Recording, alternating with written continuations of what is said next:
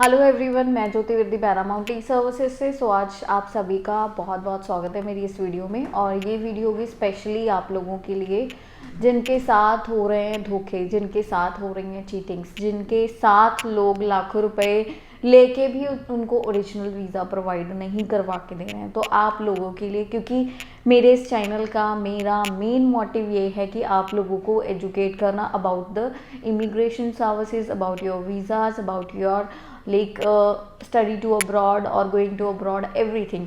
जो भी इमिग्रेशन के रिलेटेड क्वेश्चंस क्वेरीज होती हैं उनको लेके आपको क्लियरेंस देनी। सो आज इस वीडियो में बहुत ही इंपॉर्टेंट टॉपिक हम डिस्कस करेंगे कि हम कैसे पहचान सकते हैं कि this is my real visa और इट्स डुप्लीकेट। और हम कैसे पहचान सकते हैं कि मतलब अगर हमारा ये वीज़ा है तो हम कैसे विश्वास करें कि ये ओरिजिनल है।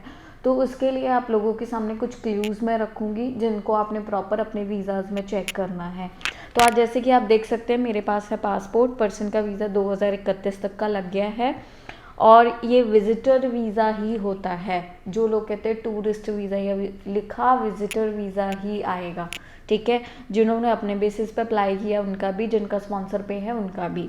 तो आज हम बात करेंगे। सबसे पहली चीज़ मैं आपको क्लियरली थोड़ा सा दिखाना चाहूँगी। जैसे ये वीज़ा है तो इसका एक कलर कॉम्बिनेशन है, बहुत यूनिक कलर कॉम्बिनेशन, मतलब एक बहुत ही मैट में फिनिशिंग है इसकी। आपको यहाँ से कलर दिख रहा होगा पूरा। दिस इज़, ये रेड नहीं है, जस्ट काइंड ऑफ मतलब रोस्ट सा कलर है, फिर ब्राउन है, फिर पर्पल है, फिर ये, ठीक है। फिर उसके बाद नीचे के कलर्स भी जो है वो बहुत यूनिक है। फिर उसके बाद ये जो चीज़ आ जाती है ऊपर की, ये स्टैंपिंग, ये एक इम्पॉर्टेंट पार्ट है। क्योंकि जो डुप्लीकेट वीज़ाज आ रहे हैं ना उसमें ये पूरा ऐसे दिखेगा आपको जैसे ये पूरा गोल है। बट आप ये मेरे वीज़ाज में देखना, ये गोल नहीं है। ये इसमें आपके जो इस वीज़ा में बना हुआ है, लाइक यहाँ पे जाके ना पूरा इनका हाई कमीशन का और ये चीज़ें बनी हुई हैं काफ़ी सारी। ये देखो यहाँ पे बिल्डिंग्स हैं और ये सारी चीज़ें प्रॉपर स्टैंपिंग है। तो ये पूरा जो इतना वीज़ा है ना, इसका एक कंक्लूजन इसमें बना होगा। एक लीफ होगा कनाडा का बहुत बड़ा सा, उसके साथ ही ये सारी बिल्डिंग्स आएंगी। प्लस अगर ये वीज़ा तो हो गया असली, और इसके साथ ही जो है नीचे ये नंबरिंग वगैरह प्रॉपर रहती है।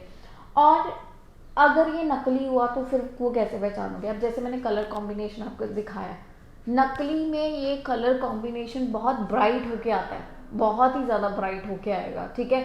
मतलब पिंकिश बहुत शो होएगा। जैसे ये रेड है तो ये पिंक कलर कर देंगे वो, ठीक है।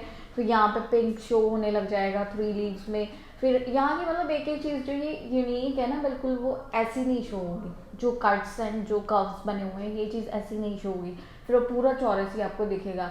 तो इसके अगर इनर यहाँ पे हम साइड्स पे देखें कितने कट्स हैं, 3 ऊपर की तरफ है, 3 नीचे की तरफ, मतलब 6 कट्स यहाँ पे डल जाते हैं। फिर यहाँ पे कर्व्स हैं, ये भी काउंटेड होते हैं। तो ये सारी चीज़ें आपको बड़े ध्यान से देखनी है अपने वीज़ा में जब भी आपको स्टिकर मिलता है, ठीक है। बिल्कुल मैट में कलर्स होने चाहिए। और बिल्डिंग कोई आपको ऐसी मतलब ऐसा ना हो झिलमिलाती सी दिखे, बिल्कुल भी नहीं। जो बिल्डिंग्स है बिल्कुल क्लियर, अगर उनकी एक खिड़की भी क्लियर नहीं आ रही तो इट मीन्स दैट्स रॉन्ग। और ये भी, ये मतलब बोल्ड होता है बट मोर बोल्ड नहीं है, नॉर्मल बोल्डिंग पे जा रहा है सारा कुछ, मतलब नॉर्मल सा एक जो फॉन्ट है वो होना चाहिए। तो ये वीज़ा बिल्कुल ओरिजिनल है, ठीक है। इसी तरीके से आपका वीज़ा ओरिजिनल है या डुप्लीकेट है, इन चीज़ों को आपको पता करवाना रहता है, ठीक है।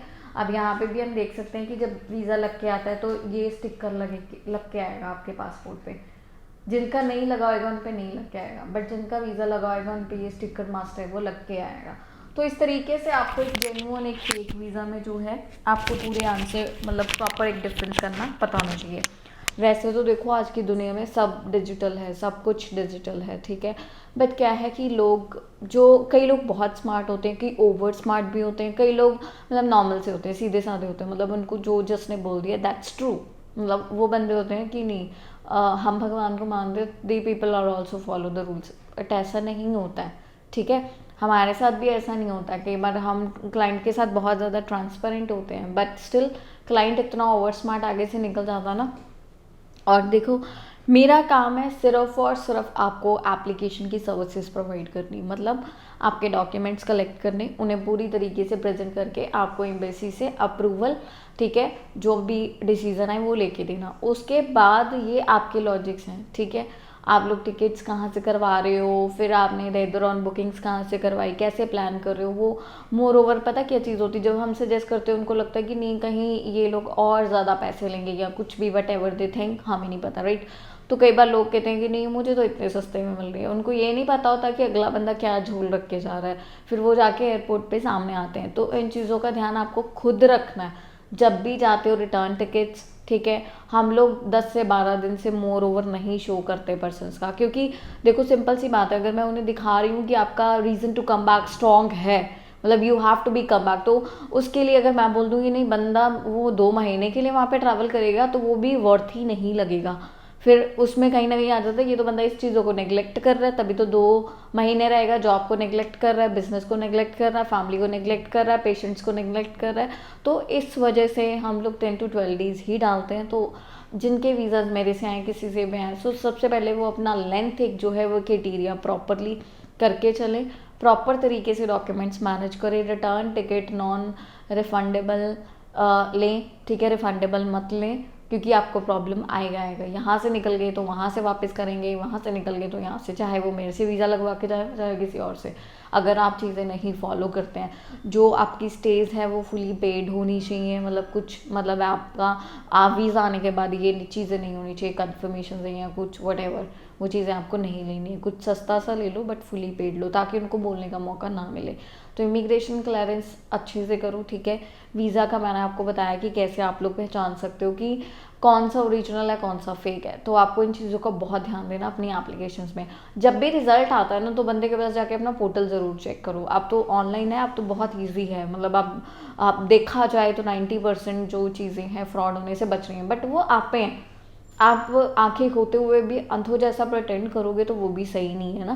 ट्रस्ट करो बट उतना जितना बनता हो, राइट। तो प्रॉपर तरीके से अपनी एप्लीकेशंस को चेक करो, सबमिशंस करवाओ एप्लीकेशंस पे। जब भी जो भी डिसीजन है you have to check your portals first. So बाकी thank you so much all of you, आप लोग बहुत ज़्यादा अप्रिशिएट करते हैं ऑल वीडियोज़ को, होप इस वीडियो को भी करेंगे। Thank you.